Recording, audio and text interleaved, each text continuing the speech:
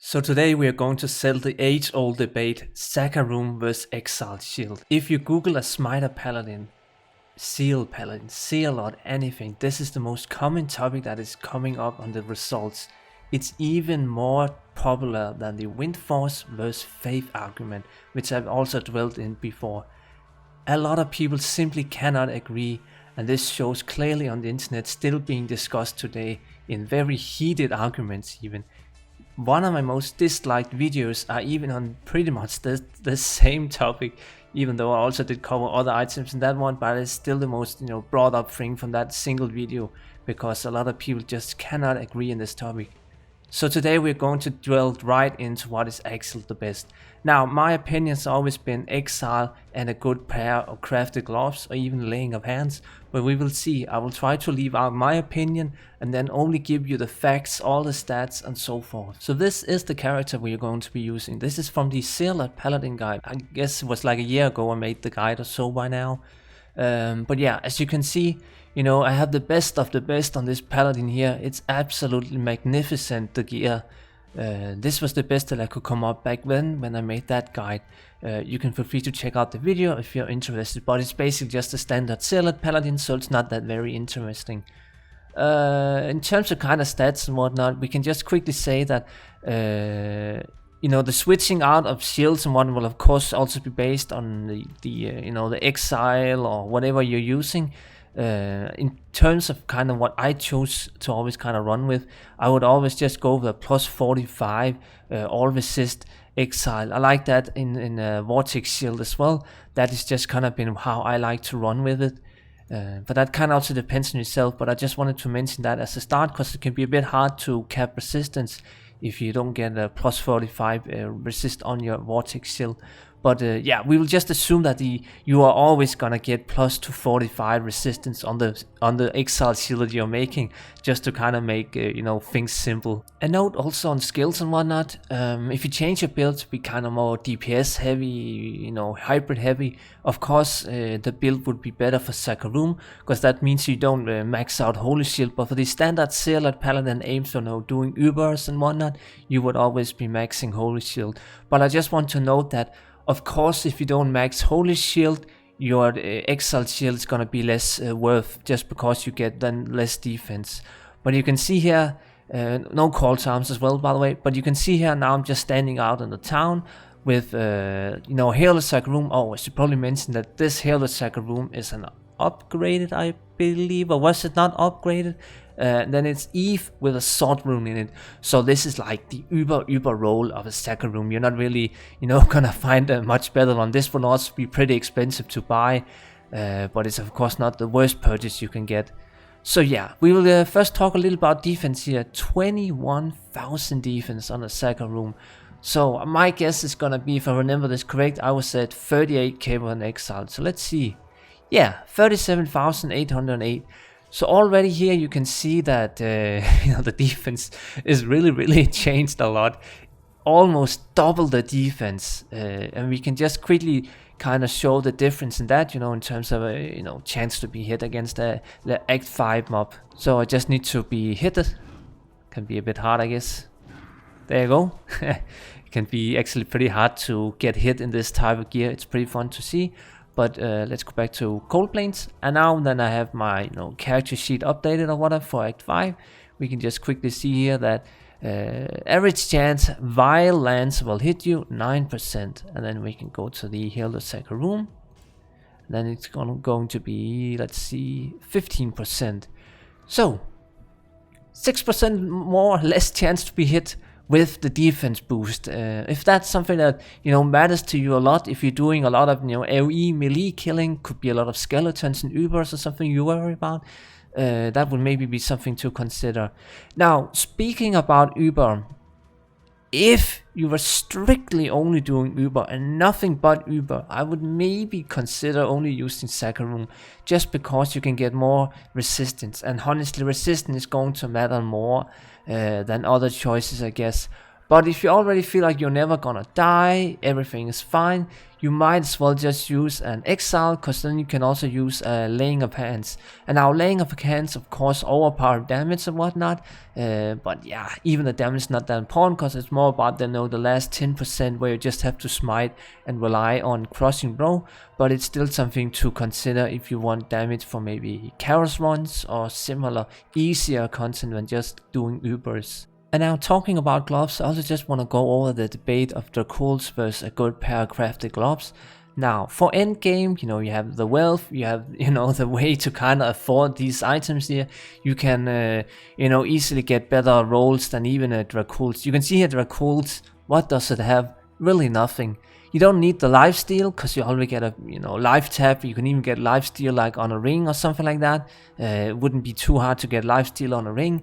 The open wounds is not really that important. It's mostly just for stopping, monsters to, heal themselves or whatever. It's not that important. Also, just because we also have open wounds on, gore riders. The defense is pretty high, I will give you that. It's a nice pair of defense, but even a good pair of crafted gloves can also have over 100 defense. It just depends on your role. 15 strength is of course good, and then 10 total life after each kill. Decent stats on Dracouls of course. This is where these gloves really just shine. Crushing blow, strength, dexterity, lightning, fire resistance. I mean, they have everything. These gloves just outshine Dracouls so much. It's not even funny how good these are. If you can afford a really good pair of gloves, even like a okay pair of crafted crushing blow gloves, I would still say they're always gonna be better than Dracouls. But with the gloves out of the way, let's actually take a look at the shields. So Exile, just look at these stats here. Of course you get the nice amount of defense, but freezes target is pretty interesting if you don't have, Raven Frost Ring, or you don't have a cold damage small charm in your inventory. Freezes target has always been pretty fun. Replenish life 7, 5 to maximum fire and cold resistant. If it was lightning resistant, I would value this more, but still getting fire resistance plus 5 maximum is still pretty okay. And then you also get a little bit of magic fine and repair abilities, so you can get it in an Eve base for even more defense. I will give you, the stats in Exile kinda suck. We are mostly only doing it for the defense, if I'm honest. But you saw that I'm almost getting 20,000 more defense, and it could even be more defense if I had, maybe, I don't know, better rolls on some of the gear. I don't really know how I could get much more defense, because, maybe I could get more defense on like the belts, so I can get even closer to maybe 20,000 defense over, a really great rolled Zaka room shield. But yeah, I will give you, Exile is pretty barren of stats. There's not really much going on. But the defense is just so good for me, and again it frees up a glove slot. So yeah, Exile seems like a pretty good winner, but let's take also a look at Zaka Room. Indestructible with Assault Rune in it, so you can get Eve and all that kind of stuff. That's kind of up to yourself. Some people will maybe prefer an Rune in it for even more defense or similar. I just kind of like going with, maximum defense, Sword Eve. That's kind of up to your own, wants and whatnot. And now combat skills. If this had been something else, it's just combat skills are not really doing a lot on a Zealot Paladin. It's gonna give you more defense through Holy Shield. It's also gonna help a little on seal damage, but that's about it. It's a bit unfortunate with the plus to combat skills. That's kind of more geared towards, Hammer Paladins, but Hammer Paladins would rather use, a Spirit Shield or something else. It's just a little unfortunate that it's combat skills. And now +2 to all paladin skills. However, that's really strong. There's not a lot of paladin gear that has +2 to all skills. So again, you're getting, +4 to Holy Shield. That is pretty great actually. So yeah, consider that as an extra thing that you can kind of consider. But one of the probably more interesting stats Zaka Room has, the 30% faster block rate. So everyone knows that. Actually, the greatest example of this is probably something like, Amazon passives. Everyone kind of hates on those passives because they lock you into an animation. With having a shield that has faster block rate, just means that the animation when you're blocking an attack goes through faster. It's so, You know, on the paper this doesn't seem like a lot, but it actually is. It does help quite a bit to kind of smooth out, you know, the login period when you are, you know, blocking an attack. This can also be pretty great in PvP especially. And then 30% increased chance of blocking. Now this helps against if you have low amounts of dexterity on your gear and you don't put many points into Holy Shield. That can definitely be a big boon, because you can see here that 75% chance to block versus 49, so it's a huge difference. It's really easy to max block with a Zaka room shield, so again it's something to consider. And then we come to the bonus to attack rating. So this is about, I think it's about 1000 plus to attack rating or so, if I remember correct. So yeah, I should probably mention that if you lack attack rating a lot, if you can't afford good inventory, if you can't afford attack rating on a ring or whatever, you know, there's a lot of ways to kind of consider if you need attack rating. Actually, one of my most favorite things, you kind of just, you know, devalue the bonus to attack rating on Zaka, you know, just put more points into dexterity. There's no shame in that, because you really don't need more than maybe 2000 life on a smite, seal, or paladin at this gear level. Remember, we are overpowered at this gear level. We are way too strong. But if you're at lower gear level, of course you don't want to put points into dexterity. But yeah, this is just something to consider. Anywho, you can see that right now with all this insane gear and so forth, I'm at 9000 attack rating. That is the bare minimum that I want to be at. I would prefer to actually put more points into dexterity, which again would devalue the amount of life that I have using Exile. So let's see how much attack rating I get out of Exile. Out of Zaka room. So you see here, it's almost 1000 attack rating, and that of course scales if you want to go even further. Maybe you like metal grid, maybe you like other ways to kind of boost your attack rating even further, like a Ravenfrost ring. Some people really do like more than 10,000 attack rating. That kind of just up to yourself, you know, your preferred playstyle. If you're perhaps only doing Ubers and you just want the best, you know, I don't know, seal damage against skeletons or whatever, you know, the summons that Diablo spawns or Mephisto spawns, whatever. So yeah, the bonus to attack rating can be a massive difference in the way you gear your character, the way you plan your stats and everything. But I just wanted to kind of mention that it doesn't have to be that important if you have the budget or willing to put points in dexterity. And then 20 strength, 20 vitality is not that interesting. It's not really gonna matter a lot. I guess I can just quickly show the difference in health. So you can see it's what, 50 more life or something. It's something, but I wouldn't really consider it that much better. And I guess this 20 strength is like, yeah, you can see here at seal damage is also not a big difference, even just the 2 shields alone and whatnot. Yeah, I wouldn't really consider the 20 strength much value either.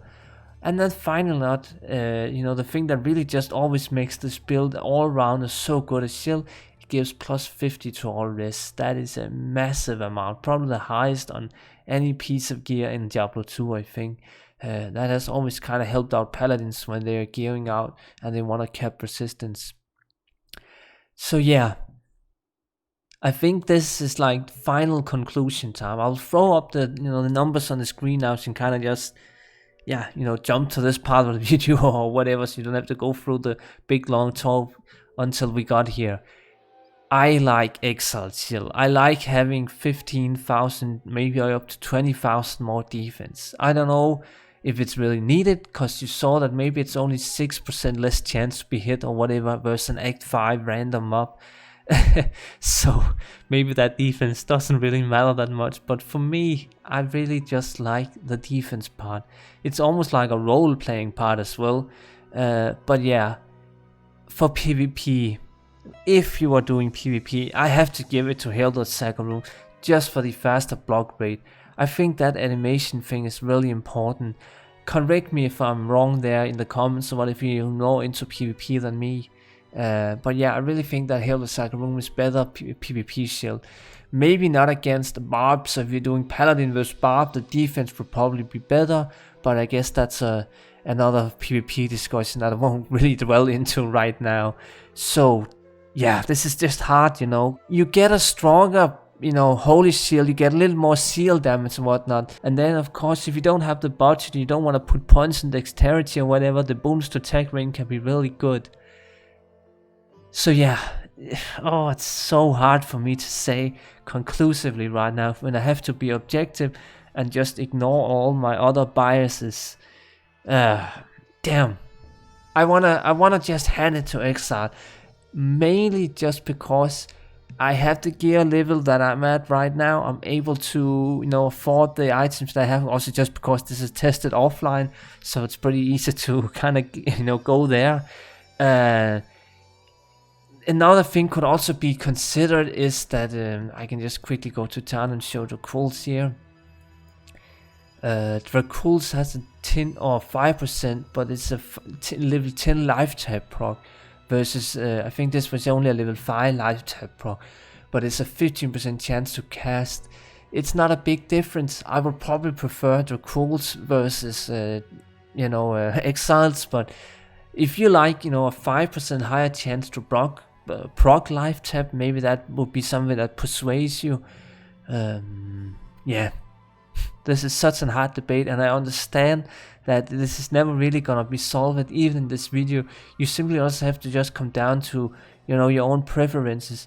Another thing could also just be how hard each of the items are to get. Herald the Second Room, even a decent one that's okay rolled, is it's really easy to get, at least online. If you can trade for one, it's really not hard. But this one here, damn, even on non-letter Europe, which is like a trash realm that everyone plays on with overpowered, amazing amounts of wealth, even on such a realm, they still cost a lot, and it's still pretty hard to trade for, especially if you want a good roll. So that's also something to consider. Overall, I understand why this topic is still heated, but I still wanted to explore it because this is such an age-old debate that has never really been settled. And yeah, this is such a thing for me to just kind of explore, because I enjoy tinkering with endgame, getting best in slot, finding the optimal builds and all that stuff. That's kind of just what I always enjoyed about Diablo 2, making builds and whatnot. So yeah, thank you so much for watching, everyone. Leave your thoughts and comments and questions below, and I will try to answer them. And yeah, thank you so much for watching, everyone, and have a good one.